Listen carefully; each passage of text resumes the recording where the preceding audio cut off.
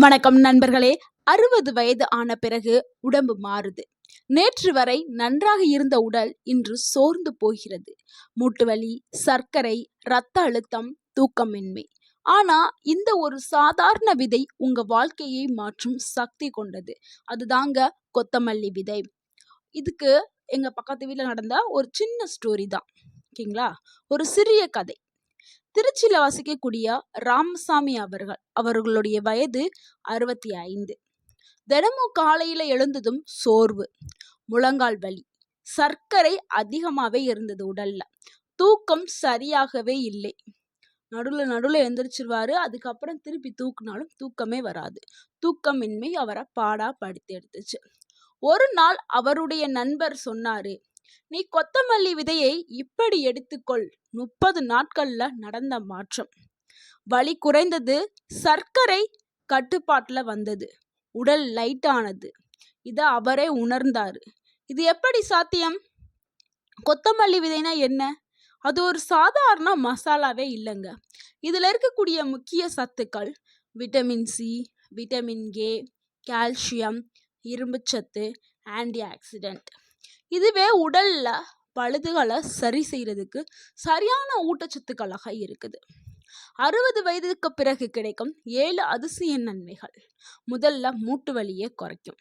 Allergy, இன்ஃப்ளமேஷனை குறைக்கும். எலும்புகளுக்கு நல்ல வலிமையை கொடுக்கக்கூடியது இந்த கொத்தமல்லி விதைகள். 2வது நன்மை என்னன்னா, சர்க்கரையை கட்டுப்பாட்டில் வைக்கிறதுக்கு.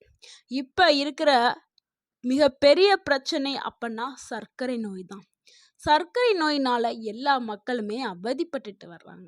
அந்த சர்க்கரையை கட்டுப்பாட்டில் வைக்கிறதுக்கு இந்த கொத்தமல்லி விதைகள் பயன்படுது.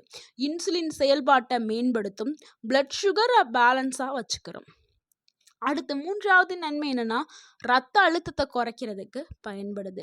ரத்த ஓட்டம் சீராக வச்சுக்கிறதுக்கும் இதயத்தை பாதுகாக்கிறதுக்கு பயன்படுது. அதே மாதிரி இதயத்தை சுற்றி இருக்கக்கூடிய அந்த கெட்ட கொலஸ்ட்ரால், கொழுப்பு எல்லாத்தையுமே கரைக்கிறதுக்கு இந்த கொத்தமல்லி விதைகள் பயன்படுது. அடுத்து மிகப்பெரிய ஒரு பிரச்சனைன்னா கொலஸ்ட்ரால். உங்கள் உடலில் கொழுப்பு அதிகமாக இருக்குது அப்படின்னு நிறைய பேருக்கு டாக்டர் சின்னதாக ஒரு அட்வைஸ் கொடுத்துருப்பாரு. அதனால நம்ம என்ன பண்ணுவோம், எண்ணெய் இல்லாத உணவுகளை சாப்பிடுவோம் அப்படின்னு சொல்லி வீட்டில் ட்ரை பண்ணியிருப்போம். ஸோ அது கூடவே நீங்கள் தினமும் 1 கிளாஸ் கொத்தமல்லி கொதிக்க வச்ச தண்ணியவோ இல்லை ஊற வச்ச தண்ணியவோ எடுத்துக்கிட்டா அந்த பேடு கொலஸ்ட்ரால், கொழுப்பு எல்லாமே கரைஞ்சு உங்களுடைய இதயம் பாதுகாக்கப்படும். அடுத்து 4வது நன்மை என்னன்னா, 60 வயதிற்கு மேல் உள்ளவர்களுக்கு வரக்கூடிய மிகப்பெரிய பிரச்சனைங்க செரிமானம். எதை சாப்பிட்டாலும் செரிமானமே ஆகாது. வயிறு வீக்கமாக இருக்கும், வயிறு உப்பிரும். இந்த வாய்வு, ஜீரணம் இது எல்லாத்தையுமே, அஜீரண பிரச்சனை எல்லாத்தையுமே நீக்கிறதுக்கு இந்த கொத்தமல்லி விதைகள் பயன்படுது. குடலை சுத்தமாக்குறதுக்கு பயன்படுது. அடுத்து 5வது நன்மை என்னன்னா, உடல் எடையை குறைக்கிறதுக்கு இந்த கொத்தமல்லி விதைகள் பயன்படுது. மெட்டபாலிசத்தை அதிகரிக்கிறதுக்கு பயன்படுது. உங்கள் உடலில் இருக்கக்கூடிய அந்த கெட்ட கொழுப்புகள் எல்லாத்தையுமே எரிச்சு வெளியேற்றுறதுக்கு கொத்தமல்லி விதைகள் பயன்படுது. அடுத்து 6வது நன்மை என்னன்னா, சிறுநீரகத்தை சுத்தம் செய்யும் வேலையை இந்த கொத்தமல்லி விதைகள் பயன்படுது. கிட்னியை டீடாக்ஸ் பண்ணுது. உங்கள் உடலில் இருக்கக்கூடிய நச்சுக்கள் எல்லாத்தையுமே வெளியேற்றுறதுக்கு பயன்படுது. 7வது நன்மை, தூக்கத்தை மேம்படுத்துறதுக்கு, மன அழுத்தத்தை குறைக்கிறதுக்கும் நல்ல தூக்கத்தை பெறதுக்கும் இந்த கொத்தமல்லி விதைகள் பயன்படுது. ஸோ இவ்வளவு நன்மைகளை கொண்ட இந்த விதைகளை எப்படி எடுத்துக்கொள்ள வேண்டும் அப்படிங்கிறத நம்ம பார்த்துடலாம். இதை எடுத்துக்கொள்றதுக்கு 3 முறை இருக்குது. அதில் முதல் முறையை நம்ம பார்த்துடலாம். ஸோ நம்ம ஃபர்ஸ்ட் பார்க்கக்கூடிய மெத்தட் என்னன்னா, கொத்தமல்லி நீர் தான் நம்ம பார்க்க போகிறோம். இதுக்கு நீங்கள் 1 டேபிள் ஸ்பூன் கொத்தமல்லி விதையை நீங்கள் எடுத்து 1 கப் தண்ணீரில் நைட்டே ஊற வச்சிடணும். ஸோ இதுதான் கொத்தமல்லி தண்ணீர். இதை காலையில் வடிகட்டிட்டு வெறும் தண்ணீரை மட்டும் நீங்கள் குடிக்கலாம். ஸோ இது ஒரு மெத்தட். அடுத்து 2வது மெத்தட் என்னன்னா, கொதிக்க வைத்து குடிக்கிறது. அதுக்கு நீங்கள் 1 டேபிள் ஸ்பூன் இந்த கொத்தமல்லி விதைகளை எடுத்துட்டு 2 கப்பு தண்ணீர் ஊற்றி நீங்கள் அடுப்பில் ஒரு 5 நிமிஷம் கொதிக்க விடணும். கொதிக்க விடும் பொழுது 2 கப்பு 1 கப்பு தண்ணி ஆயிரும். நல்லா தண்ணியோட கலரும் மாறிடும்.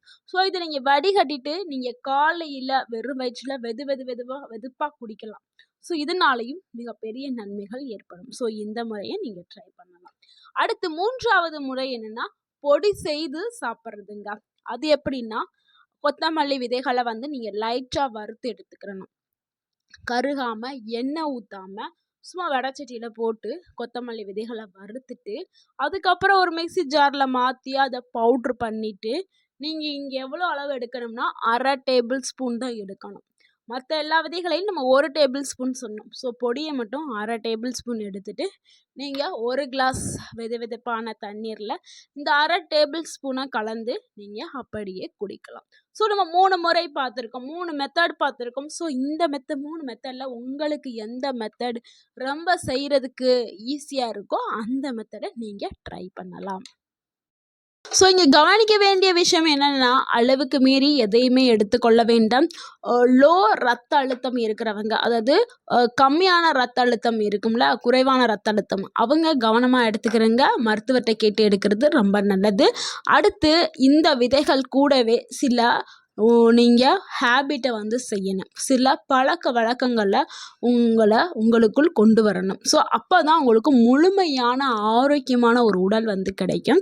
ஸோ நீங்க தினமும் 2.5ல இருந்து 3 லிட்டர் தண்ணி வந்து ஒரு நாளைக்கு உங்க உடலுக்கு தேவையான தண்ணீர்ங்கிறது ரொம்ப ரொம்ப அவசியம். ஸோ தண்ணீர் எடுத்துக்கிறங்க. அடுத்து 2வது விஷயம் என்னன்னா, உடலுக்கு செய்யக்கூடிய உடற்பயிற்சி தாங்க. ஸோ இதுவும் ரொம்ப ரொம்ப முக்கியம். உடற்பயிற்சி இல்லாத உடல் நோய்கள் ஆகும். ஸோ நோய்களால் அவதிப்படும். ஸோ கண்டிப்பாக உடற்பயிற்சி செய்ய வேண்டும். உடற்பயிற்சி செய்தால் மட்டுமே தான் உங்களுடைய உடலை வந்து ஆரோக்கியமாக வச்சுக்கிற முடியும். ஸோ நீங்கள் இதுக்காக ஜிம்முக்கெல்லாம் போய் கஷ்டப்பட்டு நீங்கள் உடற்பயிற்சி செய்ய வேண்டாம். வீட்டிலே செய்யக்கூடிய எளிதான எக்ஸசைஸ் நிறையா இருக்குது. அதை டெய்லியும் ஒரு 10 நிமிடம் செய்தாலே போதும். ஸோ நல்லா என்னால் நடக்க முடியும் அப்படின்னா நடைப்பயிற்சி செய்யுங்க 10 நிமிடம். அடுத்து சூரிய ஒளியில ஒரு 10 நிமிடம் நில்லுங்க. ஏன்னா அப்போதான் உங்க உடலுக்கு விட்டமின் டி கிடைக்கும். ஸோ விட்டமின் டி உடலுக்கு மிகவும் ரொம்ப அத்தியாவசியமான ஒரு ஊட்டச்சத்து. இதனால உங்களுடைய கால்கள், கைகள், உங்க உடல் எல்லாமே வலுவாக்கப்படும். அடுத்து கால்சியம் நிறைந்த உணவுகளை எடுத்துக்கிறீங்க. அது என்னங்க கால்சியம் நிறைந்த உணவுகள் அப்படின்னு நீங்க கேட்கலாம். ஸோ நிறைய பேருக்கு தெரிஞ்சிருக்கும், நிறைய பேருக்கு தெரியாது. நான் சொல்றேன், அதை நோட் பண்ணிக்கிறீங்க. கால்சியம் அதிகமாக இருக்கக்கூடிய சீப்பான ஒரு பொருள் அப்படின்னா அது கீரை, முருங்கைக்கீரை தாங்க.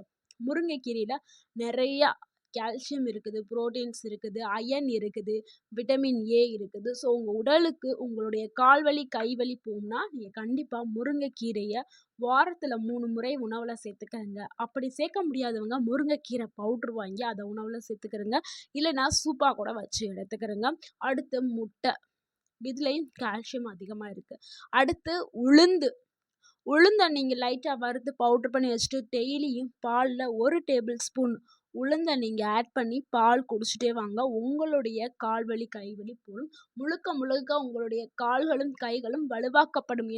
பால்லையும் உளுந்துலையும் அதிக அளவில் கால்சியம் வந்து இருக்குது. அதே மாதிரி எள்ளை உணவில் வாரத்தில் 3 முறை சேர்த்துக்கிறங்க. அதையும் வறுத்து நீங்கள் உளுந்து, எள்ளு 2யுமே வறுத்து நீங்கள் பாலில் போட்டு குடிக்கலாம். இல்லைனா சட்னியில் கூட நீங்கள் பயன்படுத்தலாம். ஸோ இந்த நம்ம பார்த்த 3 பொருளுமே கால்சியம் அதிகமாக இருக்குது. அடுத்து புரோட்டீன்ஸ் அதிகமாக இருக்கக்கூடிய உணவுகள், பருப்பு வகைகள் எல்லாமே நீங்கள் எடுத்துக்கிறங்க. சுண்டைக்கடலை, கொண்டைக்கடலை, பட்டாணி, இந்த மாதிரி புரோட்டீன்ஸ் அதிகமாக இருக்கக்கூடிய பருப்பு வகைகள், பாசிப்பருப்பு, துவரம்பருப்பு எல்லாத்தையும் நீங்கள் எடுத்துக்கிறங்க. அடுத்து ஃபைபர் நிறைஞ்ச உணவுகள், காய்கறிகள் வந்து நிறையாவே நீங்கள் எடுத்துக்கிறங்க. ஸோ இந்த மாதிரி நீங்கள் காய்கறிகள், பழங்கள் அதிகமாக எடுத்துக்கிற போது உங்களுடைய உடல் வந்து ஆரோக்கியமாக இருக்கும். முடிஞ்ச அளவுக்கு எண்ணெயில் பொரிச்சது, வறுத்தது இந்த உணவுகளை வந்து தவிர்த்து கொள்ளுங்கள். ஏன்னா முன்ன வந்து நீங்கள் சாப்பிடும் பொழுது ஒன்றும் தெரிஞ்சிருக்காது. இப்போ வயதாயிருச்சுல உங்களுடைய உடல் உறுப்புகள் எல்லாமே வந்து கொஞ்சம் சோர்வாயிரும். கொஞ்சம் என்ன சொல்கிறது, ஊட்டச்சத்தும் உங்கள் உடலில் குறைவாயிருக்கும். ஸோ அப்பொழுது நீங்கள் ஆயிலில் பொரிச்சது, வறுத்து சாப்பிடும் பொழுது டக்குன்னு உங்கள் உடலுக்கு வந்து உடல் நல பாதிப்பு ஏற்படும். முன்ன மாதிரி இருக்காது. ஸோ அதனால தான் நம்ம சொல்கிறோம், முதியவர்கள் கண்டிப்பாக வந்து 60 வயதிற்கு மேலே ஆயிடுச்சுன்னா கண்டிப்பாக வந்து நீங்கள் வந்து எண்ணெயில் பொரிச்சது, வறுத்தது வந்து தவிர்க்க வேண்டும். ஆயில் இல்லாமல் ஆயில் கம்மியாக ஊற்றி சமைச்சு சாப்பிடுங்க. அதுதான் உங்கள் உடலுக்கு ரொம்ப நல்லது. அதே மாதிரி தூக்கங்கிறது ரொம்ப ரொம்ப முக்கியம். ஒரு நாளைக்கு 7 to 8 மணி நேரம் கண்டிப்பாக தூங்கணும். அப்போ தான் உங்களுடைய உடல் வந்து ரொம்ப ஆரோக்கியமாக்கப்படும். நம்ம சொன்ன இந்த டிப்ஸ் எல்லாத்தையுமே ஃபாலோ பண்ணுங்கள். கண்டிப்பாக 100% நீங்கள் 100 வயசு வரைக்கும் ஆரோக்கியமாக வாழ்வீர்கள். நம்ம சொன்ன எல்லா டிப்ஸுமே கண்டிப்பாக ஃபாலோ பண்ணுங்கள். இந்த வீடியோ உங்களுக்கு பயனுள்ளதாக இருந்திருந்தால் இந்த வீடியோக்கு ஒரு லைக் பண்ணுங்கள். இந்த வீடியோவை உங்களுடைய ஃப்ரெண்ட்ஸ் அண்ட் ஃபேமிலிக்கு ஷேர் பண்ணுங்கள். மறக்காமல் நம்ம சேனலை சப்ஸ்கிரைப் பண்ணுங்கள், சப்போர்ட் பண்ணுங்கள், கமெண்ட் பண்ணுங்கள். தேங்க்யூ ஃபார் வாட்சிங்.